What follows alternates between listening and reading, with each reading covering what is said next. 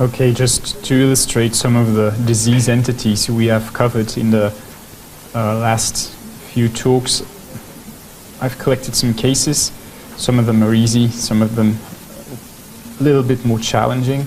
And again, I hope to show you the images in a more real life, more real-time way, so we'll see how this experiment goes. So the first case I would like to discuss with you is a 3-year-old boy who presents with a 3-week history of limping and pain in the left foot. There was no trauma that was mentioned or could be revealed. An X-ray was performed and it showed a bone kyst in the left calcaneus. Yes, you can see. But that was not thought to be of any clinical consequence, so an ultrasound was performed. And this showed an apophyseal asymmetry of the calcaneus with a tentative diagnosis of Sever's disease, so an osteochondrosis of the calcaneus. So I will show you the ultrasound image where you can see indeed there is an asymmetry on the left-hand side compared to the right-hand side, suggestive of Sever's disease. So that was the diagnosis that was maintained. The patient received a cast for 10 days. Unfortunately, there was no improvement, and the patient was referred for further workup. So we then performed a bone scintigraphy because of the persistent symptoms without obvious primary source. And this was the result that we had. Yes, you can see very nicely, so I leave it to you to absorb these images and come to make up your mind. We did not perform a SPECT-CT in this case, as we thought it would not contribute so much to the diagnosis. So, perhaps we should do a quick raise of hands. What is your most likely diagnosis you would want to put in here? So, yes, it's a case of Sever's disease. No, it's post-traumatic. No, I think it's osteomyelitis. Well, maybe it's a chronic recurrent osteomyelitis. Or, well, I believe malignancy should be ruled out. So, who still thinks this is a case of Sever's disease? Okay, nobody. It's good. Post-traumatic. One, acute osteomyelitis. Yes, some few more. A chronic recurrent osteomyelitis. Okay, or malignancy. No, okay. So the bone scintigraphy showed you the increased uptake at the left calcaneus and the distal tibia. There are no other sites suspicious for pathology. The pattern is indeed inconsistent with Sever's disease, and we made a tentative diagnosis of infection osteomyelitis. So the patient was started on antibiotics with quick resolution of symptoms, and this was followed by some more oral therapy of antibiotics with good clinical outcomes. So the teaching point for this easy starter was that benign and inflammatory secondary changes, such as the asymmetry seen on ultrasound, which are secondary to infection, can be misleading on anatomical imaging, and therefore bone scintigraphy can be useful as an adjunct imaging modality. In particular, it was the pattern was really inconsistent with Sever's disease, so that was good to rule that out. Okay, so we keep in the area of the foot, and I want to present you a 13-year-old girl presenting with heel pain. So she indeed recalls a fall 3 weeks previously and now still has pain at the right heel. X-ray was performed and did not show any traumatic lesions.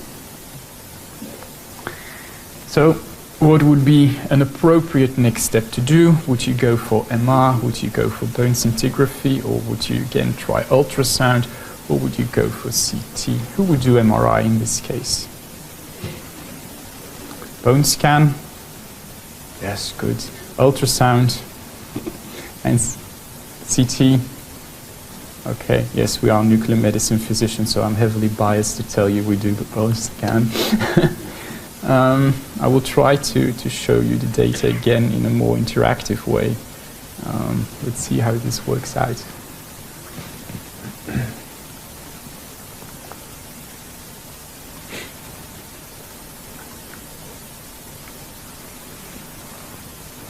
Okay, the beauty is of these hybrid studies, you get vast amounts of data and you can look at it in very different ways. So this is the fused 3D rendering of the CT part and the SPECT part. And hopefully I can also show you the volume. So obviously, yes, we did do SPECT CT for this patient.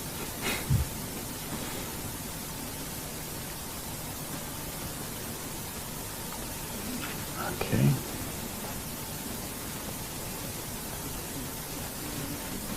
And I will focus right away on the right, because that is where we saw the pathology. And that is the increased uptake we see there, right at the posterior aspect of the calcaneus. I will try to show you comparable image of both sides, so you can clearly see that it is asymmetric and pathologic on the right side. Hopefully I can, yes.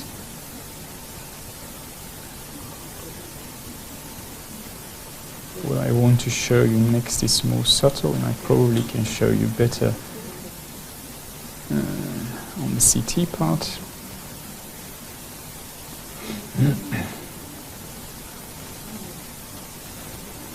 So yes, what I would just want to show you is that it's slightly asymmetric. So you see here there is a somewhat larger area here compared to the other side.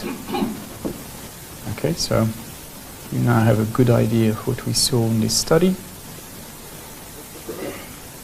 So we had a focally increased uptake at the apophysis of the rest calcaneus, and this is the typical pattern of Sever's disease in contrast to the previous patient.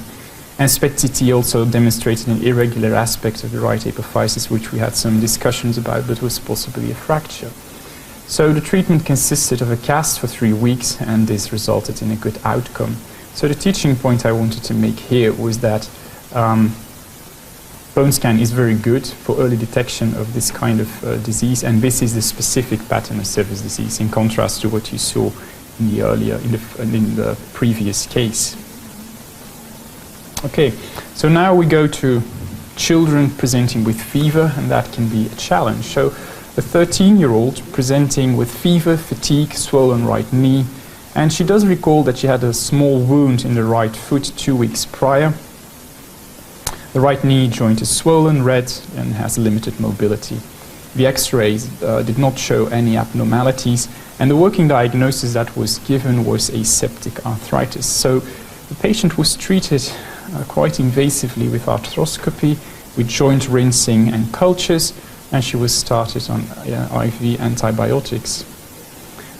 Rather, the cultures were negative, fever persisted, so she was referred to our hospital for further workup, and yes, we did bone scan.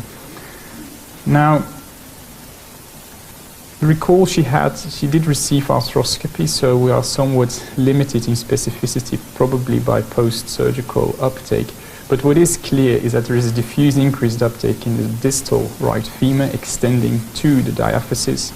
There is also increased uptake in the proximal right tibia, so we made a tentative diagnosis of osteomyelitis.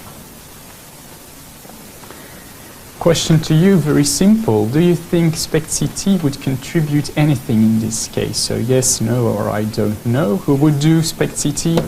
Okay, who would not? Okay. So, again, I will show you.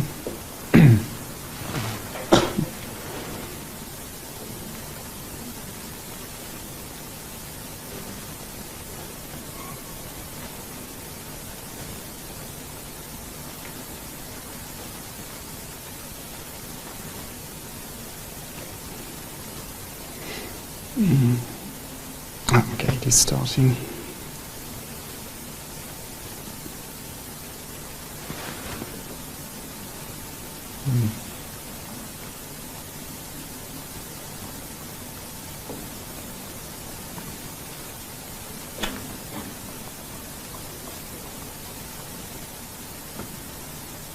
Okay, so yes, we did SPECT CT. I'll show you again to give you a brief impression of what we saw, to characterize better what we saw. I will now switch to the volume.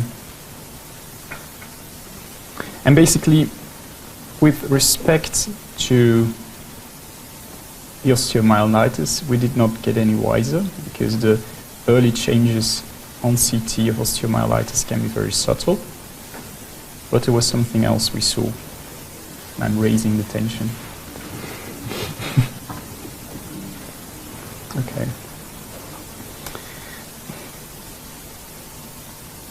So I will try to show you that the changes in the bone structure are very subtle. Nothing much to see there. But what is the major pitfall with SPECT CT and bone SPECT CT is that you will only look at the bone window. And please don't. Always take a look at soft tissue window. Because what we see here is a very large collection on the medial aspect of the quadriceps muscles. Yeah? If you can of course compare with the contralateral side. And this is of course the reason for therapeutic failure in this patient, because there is a large soft tissue abscess and that required surgical drainage. But again, if you would only look at the bone SPECT in a bone window, you will not see this. So a large soft tissue collection, medial quadriceps muscle, highly suspicious for abscess. Treatment was surgical drainage and further culture targeted antibiotic therapy. And the teaching point is that that SPECT CT is useful to do in case of protracted disease course. That's why we did it. The patient was already referred from another hospital, so this was suspicious. And always look at the soft tissue window, not only the bone window. That's just in case the viewer wouldn't work, I could show you this way. And before the surgery was done, an MRI was performed just to see how deep the abscess went. And this is the quite horrific image you would see, so we could see on MRI imaging. Okay. Next case. Yes, of course.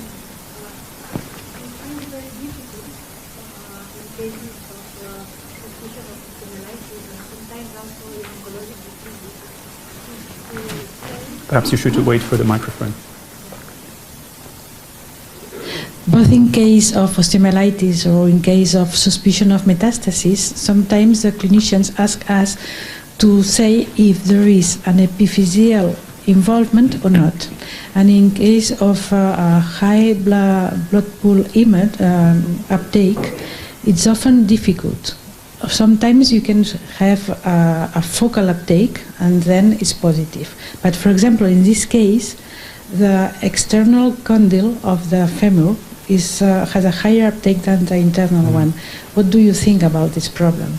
Yes, but remember that this patient already received surgery just a week prior, so she had an arthroscopy, so I'm not going to, I will be unable to tell the clinician whether that is secondary to the surgery she had rather than part of the infectious process, but it's a valid point that you make.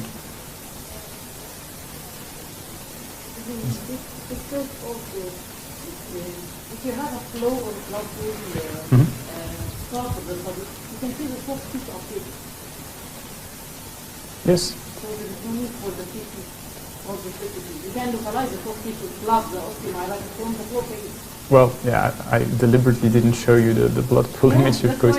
But what I wanted to show you was the pitfall of not looking at the soft tissue window if you do SPECT CT. Yeah. Well, we do. Activity beyond the level of the bone up to the soft tissue. So it's soft tissue not small. Yes, but still, You didn't need anatomical. in patients who present with protracted disease, we do SPECT-CT just for the benefit of, in fact, being able to localize what we see on our scintigraphic images to a real diagnosis, to be more specific. Yeah. You see, in this age group, there is diseases uncomfortable to do a CT. If you have a close to you, then you can see the data from this. I feel less uncomfortable to do a CT of the limbs compared to do a CT of the body, because radio sensitivity is quite different for the limbs than it is for the body. So I'm less worried about that. And it did change management. But all very valid points that you raise. They're very, very well taken. Okay. Next case is that of a 1.5-year-old toddler with increasing difficulty walking and limping on the left side. There is a new onset warm and swollen left ankle, no fever, X-ray is negative, and the patient is submitted to the pediatric ward. We have a positive hemoculture. We have an MRI of the ankle, which is suggestive of osteomyelitis, and she was started on intravenous antibiotics. So I will just show you the MRI image. Extensive signal changes in the left tibia, which are obvious. You can also see that there's a joint effusion of the left ankle, suggestive of septic arthritis. There is secondary soft tissue enhancement, and according to the radiology colleague, no signs of obvious or suspicion for malignancy. So, despite intravenous antibiotics, there was no clinical improvement. In fact, fever only got worse. Other cultures became positive as well, so there was a positive nasopharyngeal culture for an enterovirus infection. And she was referred to us for bone scintigraphy because of the protracted clinical course and lack of clinical improvement. So the images, I believe, speak for themselves. We find this highly suspicious for multifocal osteomyelitis. We did not do any further focal SPECT-CT imaging. So the entire findings in this patient, the whole of these findings, how does it, in your view, change management? Well, it doesn't. We should perform a biopsy to rule out tumor. There is something odd going on. We have multiple infectious agents, so we have to screen. We have to do further workup to screen for underlying disease, or we should switch our therapy to another antibiotic. So, who thinks it doesn't change anything? Who would perform a biopsy? Who thinks number 3 is the correct answer? Okay, and who would switch therapy? Nobody. Okay, yeah. Tough question, I know. In fact, we did a combination of things, as usually is the case in medicine. So a surgical biopsy was performed. However, that was non-diagnostic, except for the fact that it excluded malignancy, but the material was necrotic, so it was not that contributive. But a bone marrow biopsy was performed as well, because we were very puzzled by the fact that multiple infectious agents were simultaneously present in this young girl. And that unfortunately showed blasts, so an emergency flow cytometry was performed, and it yielded a diagnosis that was compatible with acute lymphoblastic leukemia. I'm happy to say she responded well to chemotherapy and is doing well 2 years out of the diagnosis. So the teaching point, of course, bone scintigraphy remains a valid tool to detect multifocal disease. Acute lymphoblastic leukemia is very tricky. It can present with refractory multifocal or multipathogen infection due to the immune suppressive effect it has. So it's a pitfall we should all have in the back of our minds in order to avoid it. Sorry? Yes. In this case, I would diagnose, as you said, multifocal osteomyelitis. Yes. And I would depend also on the character of the stem or stem.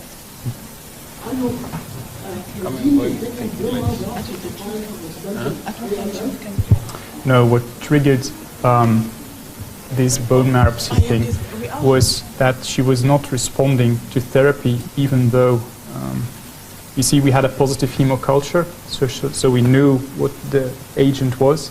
She was treated according to the culture, so she had adequate therapy. And she did not respond. In fact, the clinical picture got worse. We also had the viral cultures that became positive. So that was, for us, a sign that there may be an underlying immune suppressive thing going on. And then the next, to rule that out, that is the reason why we performed the bone marrow biopsy. So retrospectively, when you receive the bone scan again, would you insist on not talk about osteomyelitis, or it could be an early infiltration?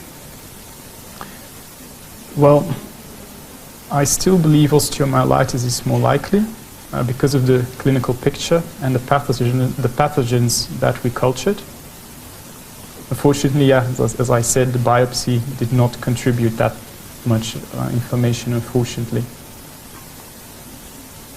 Okay, thank you. So, in the fifth case I want to show you is that of a 17-year-old girl, and she's complaining of persistent pain in the left hand after she has had a distortion 2 years prior, and that was due to a bicycle accident.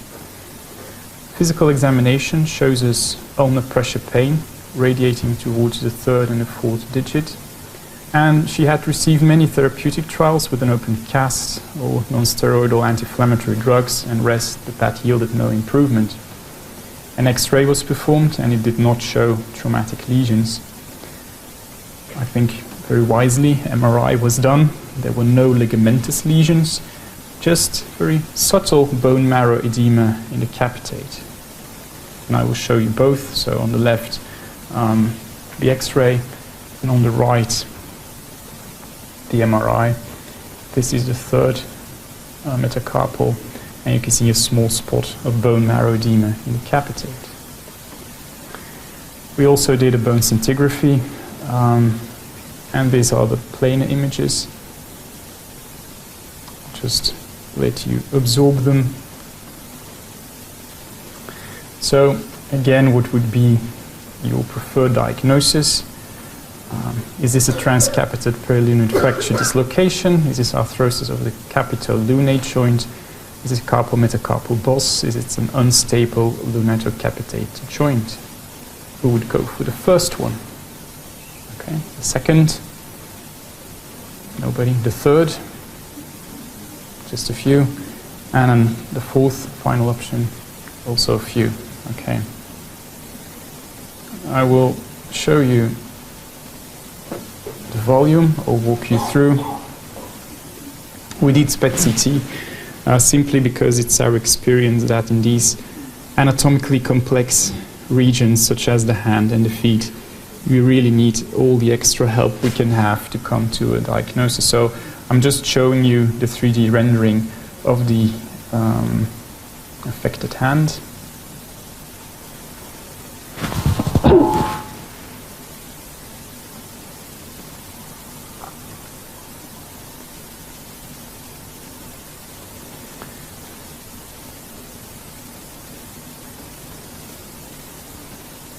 And I will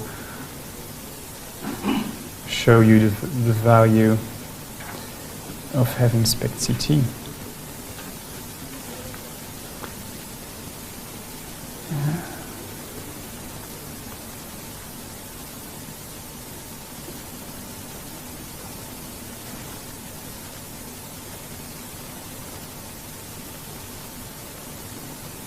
Just give me a minute to show it to you in a somewhat nicer way.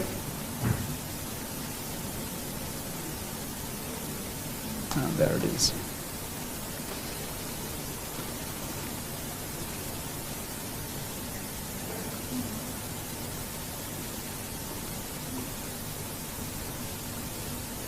So,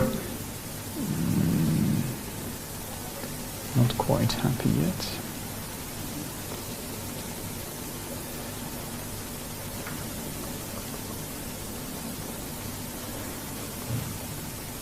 Okay, what I wanted to show you is the area of sclerosis to which this hotspot in fact localizes. So what this girl has is what we indeed call a metacarpal boss, and it's a sclerotic reaction to the trauma she has had. So in fact, why did MRI miss this? Because MRI is unable to assess cortical bone, and this is a disease or a syndrome caused by a pathology in cortical bone, but because cortical bone does hardly contain any protons, you simply cannot see it very well on MRI. And based simply on the planar imaging that we had, we would never be able to make such a specific diagnosis. It's only because we have now SPECT-CT that we can do that. Okay.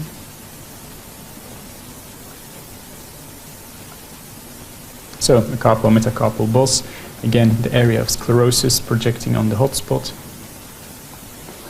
So MRI is suboptimal for the assessment of cortical bone sclerosis, and bone SPECT-CT is pivotal in the assessment of complex anatomical regions and significantly increases the specificity of our study. Okay, so moving on a little bit to an athlete, 14-year-old. A very intense and eager volleyball player and runner who complains with progressively worsening non-radiating low back pain. Physical examination shows pressure pain L4, L5 level. This is a typical level. Flip test is negative, so no real signs of nerve collocation. And he was referred for bone scan. So you have the whole body on the left. Again, I'll show you the volume in real time.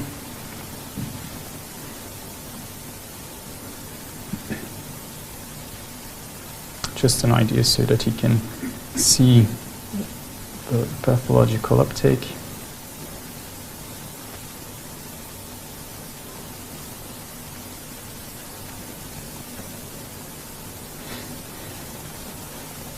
And again, for the spine, SPECT-CT is very useful.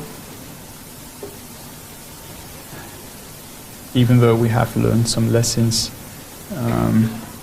over the years, this is a somewhat older study, as you can see. One of the lessons would be that we no longer perform such broad field of view CTs. But again, that's on a side note. Sorry.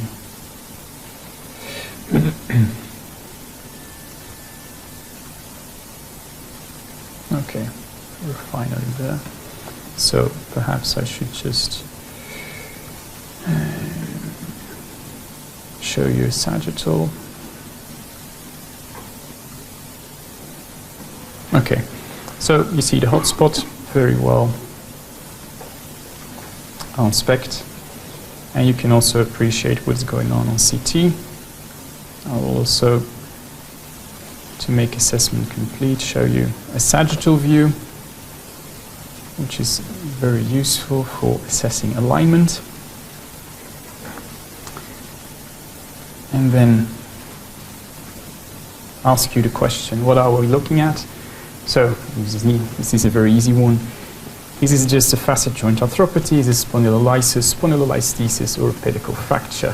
Who would think the first, the second, yes, the third, or the last? Indeed. It is indeed a spondylolysis. I see I haven't included a screen cap, but basically what you saw was the CT correlating to a lysis zone in the interarticular part. There was no spondylolisthesis because the vertebral alignment was preserved, and of course it did not correlate with the pedicle, so it was not a pedicle fracture. Okay, another athlete, a year younger, with low back pain. So he's a high-level competitive hockey player. He also presents with progressive, non-radiating low back pain, and physical examination shows pressure points L3, L4, left more than right. There is painful movement, flip test again negative, hip movement is normal. And he as well was referred for a bone scan because of the suspicion of spondylolysis. And again, I will show you the images.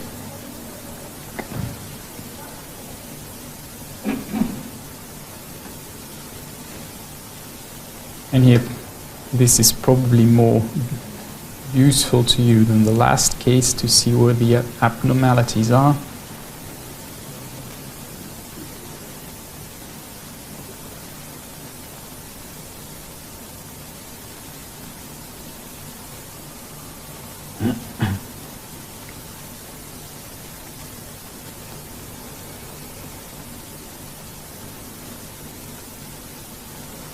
So again, just preparing the image for you.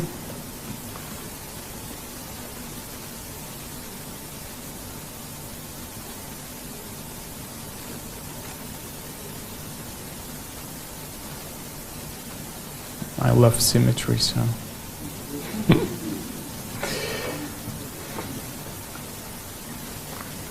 So if we look at the area that was suspected for pathology, that is the lumbar spine, then you can see that there is not really anything to see. So no, not all back pain is spondylolysis.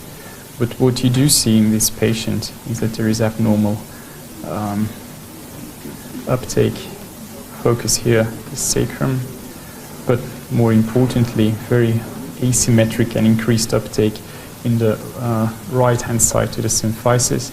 And I will also show you, if I can,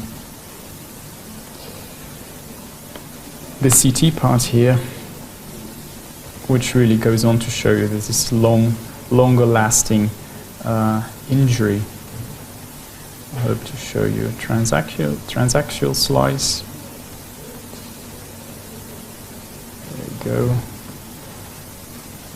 So you can clearly see the asymmetry compared to the left-hand side. Okay.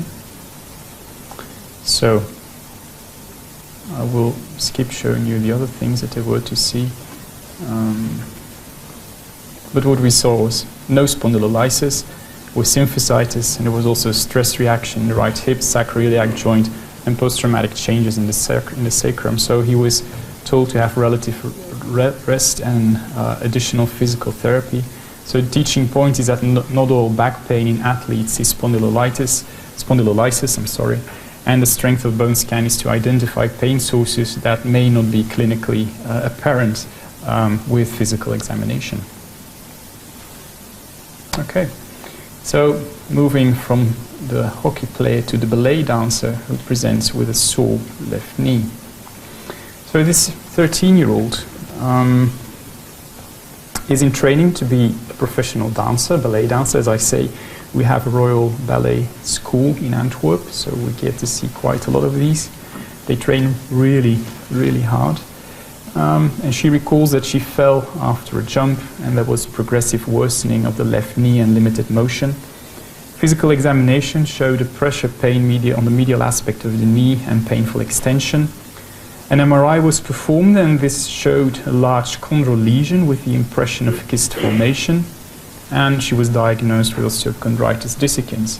But it was remarked that this may be an older lesion, maybe something she had but was kind of healed by now, and an accidental finding on this MRI imaging. So I will show you the findings. You can see the TSE imaging here, the T1 imaging, and then we did a bone scan.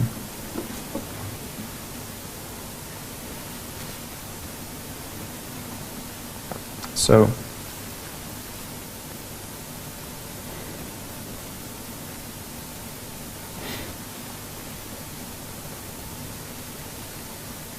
again, to give you an overall idea of where the sites of pathological uptake are located.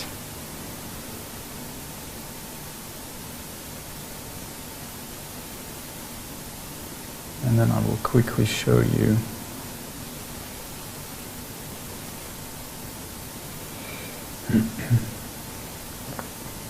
the volume.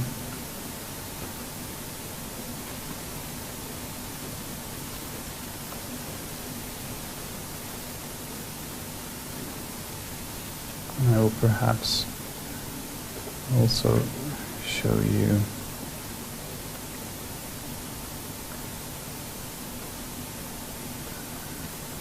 sagittal view. There you go. Okay.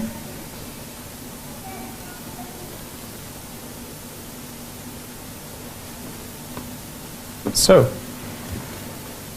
what is the proposed management in these patients? Yes, this is an old lesion, we do nothing.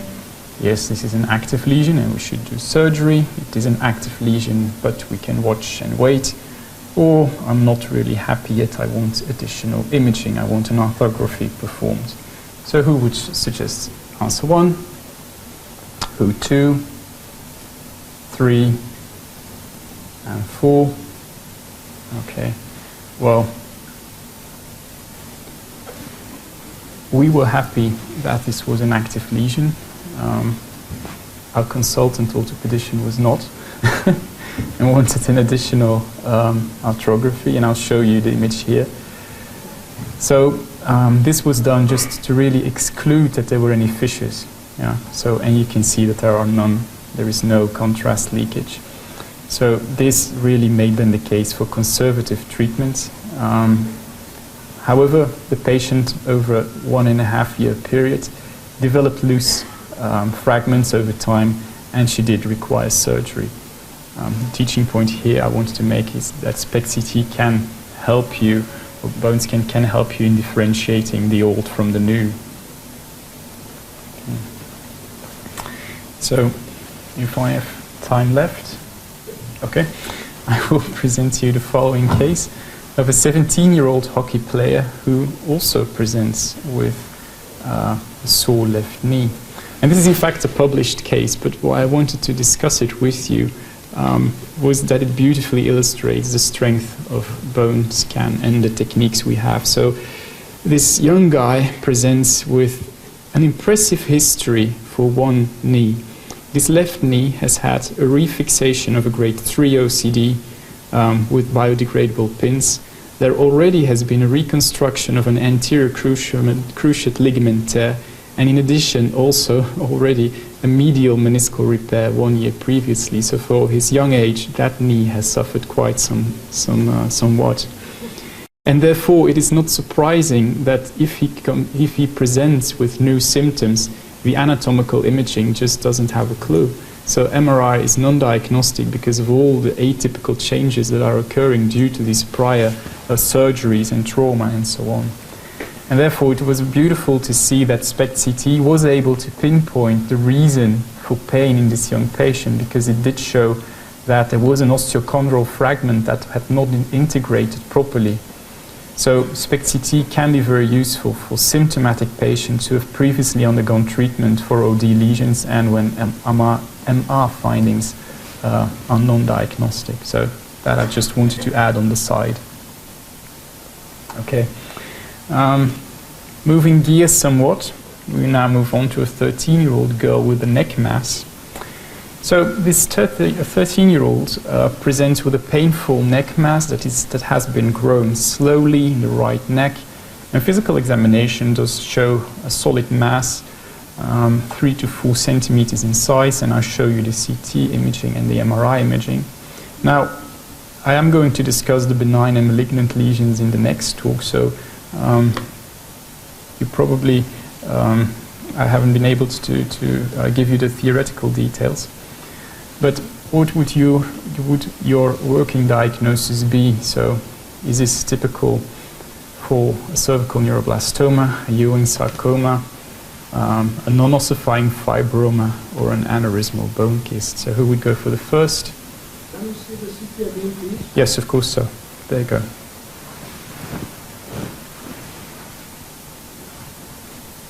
Okay. Okay.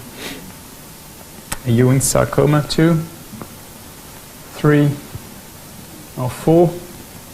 Okay, very good. So there was some discussion. We thought imaging would be consistent with an aneurysmal bone kyst, indeed. But because there was uncertainty, we decided that we needed tissue. Yeah. However, this is a very anatomically complex region to do a biopsy. So we wanted to ensure that if we did a biopsy, it was first time right, that we did not end with necrotic, non-representative material. So what we do then in that case is a FDG PET-CT guided biopsy, in order that we can really guide the radiologist, the interventional radiologist who does the biopsy, to that part of the lesion that is most metabolically active. So this biopsy is performed while the patient is on the PET-CT machine. So here you can see sides are reversed because the patient is lying on a stomach in order to have an access to biopsy. You can see that the highest metabolic activity is actually in the rim of the lesion. This is better appreciated if you change the color scale, and you can then see that we guided the biopsy needle just towards that point to have the most representative biopsy. And indeed, it was confirmed by histology that this was an aneurysmal bone kyst, and she did have surgery because of the symptoms. She developed claudication and nerve compression, and I'm happy to say she's doing well. Can't we do PET-CT rather than PET-CT? Less expensive, more available? The issue is that these aneurysmal bone kysts can be quite negative on late phase imaging, bone scan. Yes, but then you have theoretically you could if you did a blood pool SPECT. Yeah, you could. The protocol we have for musculoskeletal tumors currently is to do the biopsy with FDG. I have no experience with doing it on blood pool SPECT. So that's a fair question, thank you. Interrupt me when my time is up, because I probably have more cases than I have time for. So, okay, a 3-year-old boy with limping.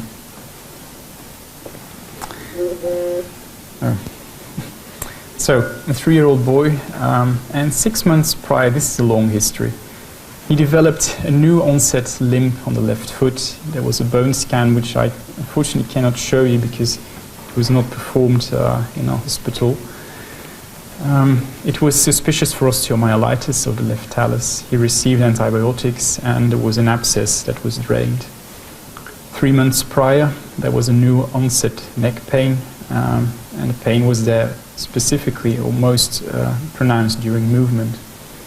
A new bone scan was performed, and yes, there were new sites of uptake, the C2, C3, and again the question of osteomyelitis was raised. A CT was also done of the neck, but did not really show or contribute any useful information. So what would you do? Would you do an MRI of the spine? Would you do a bone scan, an FDG PET-CT, or would you go for biopsy? And this is a tricky question, I know. So who would go for the first, second, third, or fourth option? Okay. Well, in case of tricky questions, we usually tend to do a combination of these things. So the patient was referred at that time to our institution, and the differentials we had was that this was a subacute or chronic osteomyelitis. It may also be a chronic or recurrent osteomyelitis, multifocal osteomyelitis, but of course sarcoidosis, Wegener's disease, and tuberculosis were also on the list. So we did the MRI of the cervical spine. It did show some subtle T2 hyperintensities, which I will show you. So here was one in the transverse process of D5, and there was another one in the rib 6. And the differential diagnosis was raised that this could be a chronic recurrent multifocal osteomyelitis. The patient was then already on antibiotics when he came to our hospital, but there was no improvement, obviously. Cultures remained negative, so again we were faced with a diagnostic dilemma. We did FDG PET-CT. See if I can show you that one. And these really showed very multifocal lesions.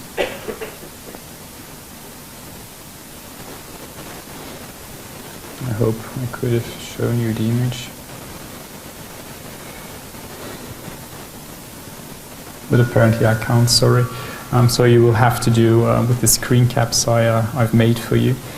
And while the patient was under anesthesia, we performed the PET CT guided biopsy, and we chose for this lesion in the femur. So the pathology showed a granulomatous inflammation, no necrosis. There was a histiocyte population that was positive for CD1A and Langerin expression, yielding us a diagnosis of Langerhans cell histiocytosis, also known as histiocytosis X. Because it was so multifocal, the patient went on to receive chemotherapy with vinblastine and corticoids. And I'm happy to say also that he did quite well. This was the remission assessment PET interim. Unfortunately, after this, he developed a recurrence. He was again treated with chemotherapy.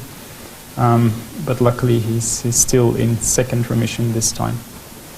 So the teaching points: bone lesions often require biopsy. Despite all our quite exhaustive armamentarium of imaging, we still often need biopsy. PET-CT guided biopsy can avoid sampling error because you choose the most metabolically active lesion, which we think is most representative. And FDG PET-CT can be used for the response assessment of LCH.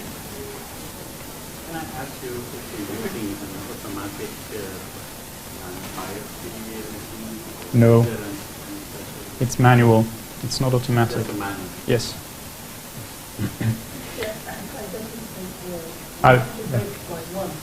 Yes. Sure. Wonderful. Happy to stop. We don't want to command too much of your time. Thank you. I hope...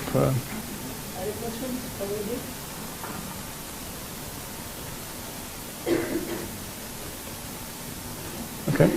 Then we're done.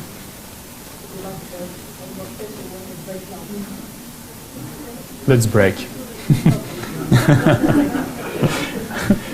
I realize I am the only person standing between you and lunch, so...